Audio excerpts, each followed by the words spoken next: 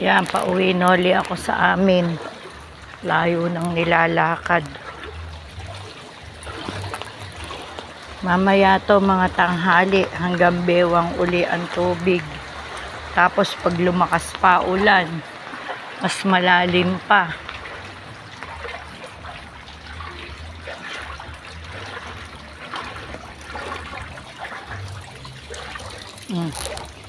Napakaaga pa kasi wala pang tao sa kalsada.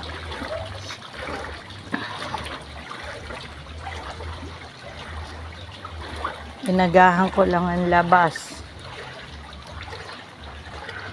Kasi mamaya malalim na, hindi na ako makakalabas. Para makita nyo kung ano lagay ni Ate Lea. Tinignan ko tuloy kung ano lagay nila. Lagi siyang nagpapagamot. Kasi nga may diabetes siya.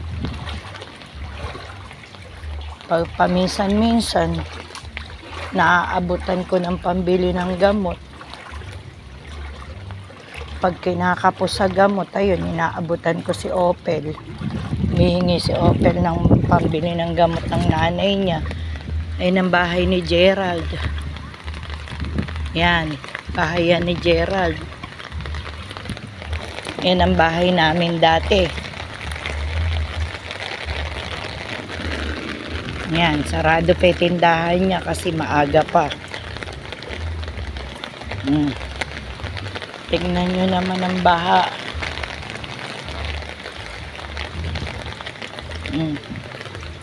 Yan ang bahay niya.